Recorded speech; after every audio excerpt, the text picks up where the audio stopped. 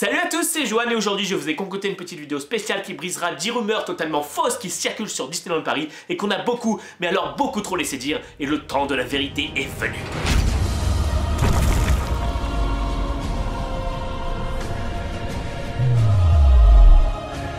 Moi qui suis un adepte de Disneyland Paris depuis tout petit, ça me fait trop mal à chaque fois de voir des articles passer du genre 10 secrets que vous ignorez sur Disneyland Paris. Sachant qu'au moins 50% de l'article dit de la merde, le pire ça reste encore quand je lis les commentaires et que les gens disent ouais, trop bien, je savais même pas, la prochaine fois que j'y vais, je regarderai.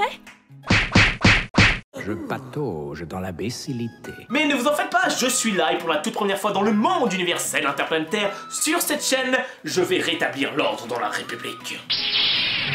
Numéro 1, des fausses rumeurs qui circulent.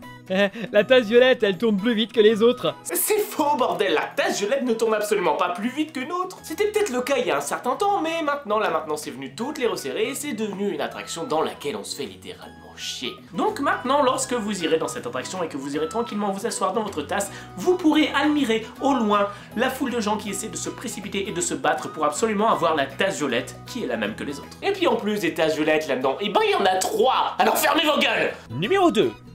Il existe des souterrains qui permettent aux employés d'aller à différents univers rapidement. C'est totalement faux, ce type de backstage existe uniquement aux États-Unis et seulement pour le parc Magic Kingdom. C'est ce qu'on appelle les utilities. Chez nous, en France, nous avons juste des routes et des chemins qui contournent le parc sur l'extérieur et ils se trouvent à l'air libre et pas sous terre. Numéro 3. Les personnages de Toy Story se mettent sur le sol sans bouger si quelqu'un fait pareil en criant « Andy arrive !» Alors, je vous invite à vous mettre 2 secondes à la place des personnages. Si vous étiez vraiment censé vous jeter au sol à chaque fois que quelqu'un vous crie « Andy arrive ». Et sachant le nombre de personnes que vous voyez défiler en une journée, vous vous doutez bien que ça serait invivable, ça serait pas possible. Et quand on voit à quel point les personnages galèrent pour marcher ou se déplacer, il n'est même pas pensable de pouvoir se jeter au sol sans se faire mal, sans abîmer le costume, mais tout en étant capable de pouvoir se relever juste après. Donc bien évidemment, c'est faux. Si vous vous jetez au sol en criant « Andy arrive », comme beaucoup, vous aurez juste l'air très con. Numéro 4. L'attraction Indiana Jones et le temple du péril, c'est à l'envers. Eh bien c'est faux, ou en tout cas ce n'est plus vrai. L'attraction a ouvert en 1993 et à ce moment-là les wagons faisaient le parcours à l'endroit tout à fait normal. Sauf qu'il n'y avait que 4 places par wagon, ce qui donnait des capacités assez réduites et des temps d'attente ingérables. Du coup au bout d'un moment Disney s'est dit écoutez les gars, c'est plus possible, il va falloir faire quelque chose. Donc on a fermé l'attraction un certain temps, le temps d'étudier et de mettre en place des wagons à 6 places. Et en cette grande occasion pour la réouverture d'Indiana Jones en l'an 2000 avec des wagons 6 places, on s'est dit alors, pour justifier encore mieux le fait que nous avons dû fermer l'attraction, nous allons réouvrir avec les wagons à l'envers. Sauf que l'attraction est devenue tellement violente et intense qu'elle a fini par être désertée par les guests qui se plaignaient souvent de mal de dos. Alors, qu'est-ce que ça donne? J'en sais rien. Faut demander au type là-bas. Quel type? Oh non. Donc 4 ans plus tard, en 2004, on a remis les wagons à l'endroit et ils le sont toujours à l'heure actuelle. Numéro 5. Tous les buissons du parc sont soigneusement taillés et entretenus, sauf ceux de la maison hantée qui sont volontairement délaissés pour donner un aspect encore plus abandonné.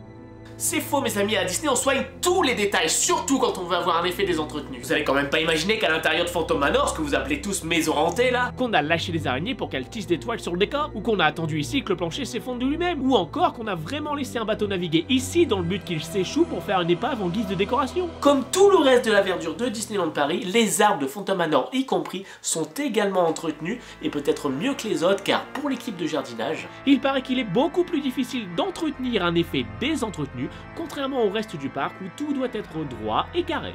Numéro 6. Et celle-là, attention, c'est celle qui Marc supporte le plus parce que tout le monde y croit. Il existe une bague incrustée dans le béton de la file d'attente de la maison hantée, en référence à la mariée qu'on peut voir dans celle-ci. Encore une fois, c'est faux, c'est uniquement en Floride, dans la file d'attente de Haunted Mansion, où vous pourrez voir effectivement une bague incrustée dans le béton. Chez nous, en France, vous pourrez chercher autant que vous voudrez, la seule chose que vous trouverez incrustée dans le sol, c'est le chewing-gum du gros dégueulasse en face de vous.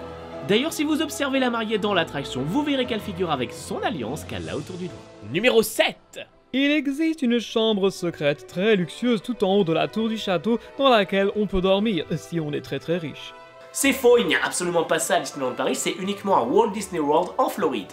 Lorsque Walt Disney a construit le premier parc en Californie en 1955, il avait envisagé à la base qu'une chambre secrète soit accessible avec un ascenseur tout en haut de la tour du château. Mais malheureusement, le projet ne vit jamais le jour. Par contre, après la mort de Walt Disney, lorsqu'on a construit Walt Disney World en Floride, on en a profité pour construire cette fameuse chambre telle que l'avait imaginée Walt Disney et qu'on appelle la Cinderella Castle Suite.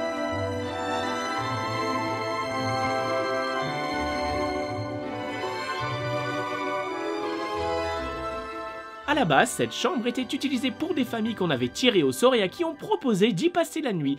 Donc en gros, un cast member se ramenait devant eux et leur disait « Monsieur, madame, bonjour, nous avons une surprise pour vous. Plutôt que de dormir au Disney Coronado Springs sur le thème du Far West avec les cow-boys, les Indiens, la cavalcade dans l'Ouest, vous avez gagné le droit de dormir une nuit au Cinderella Castle Suite. C'est la chambre qui est tout en haut du château là-bas. Et vous allez voir, vous serez plongé dans l'univers des princesses et des bonnes fées. Oh. » Mais depuis, apparemment, maintenant, ils ont cessé d'utiliser ce procédé et réservent surtout la chambre pour les gros, très gros VIP. Numéro 8. Le crâne qu'on peut voir au-dessus du lit à la fin de Pirates des Caraïbes serait un vrai crâne humain. C'est faux, il n'y a ni vrai crâne ni vrai squelette humain à l'intérieur de Pirates des Caraïbes à Disneyland Paris. Par contre, dans Pirates des Caraïbes en Californie,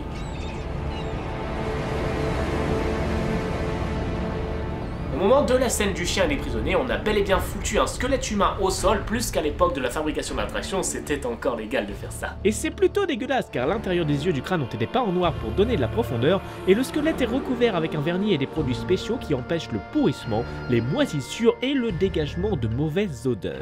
Ah, la magie.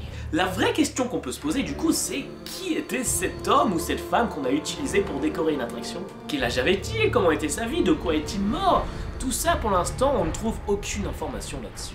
Ce qui est sûr, c'est que l'attraction regorge de secrets et qu'elle renferme bel et bien une ou plusieurs âmes qu'elle gardera sûrement pris au piège à jamais.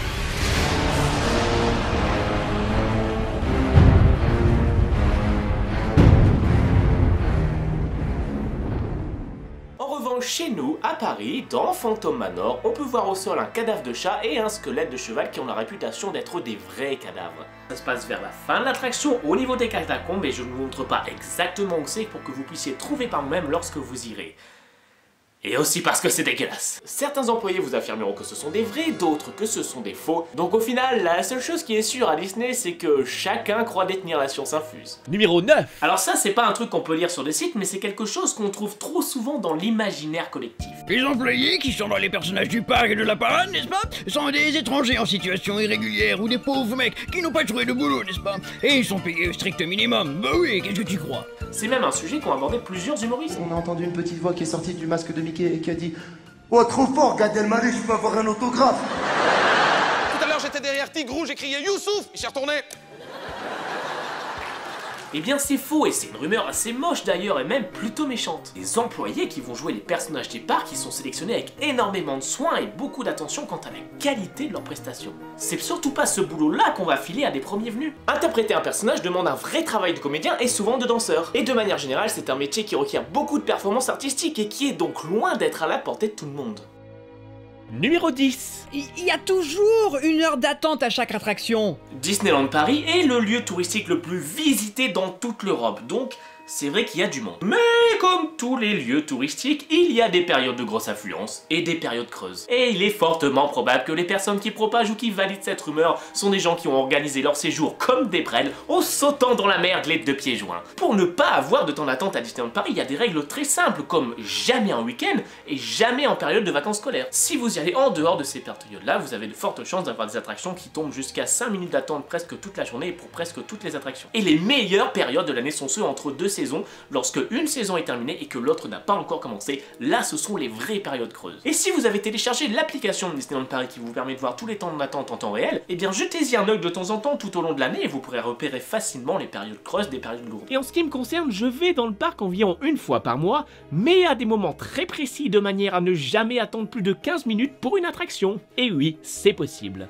Et bien voilà, chers amis, maintenant vous savez tout ce qu'il y a à savoir et surtout à ne pas savoir sur Disneyland Paris. Et la prochaine fois que quelqu'un viendra vous raconter une de ces rumeurs à la con, vous pourrez lui envoyer le lien de cette vidéo en lui disant qu'il arrête enfin de casser les couilles de magie.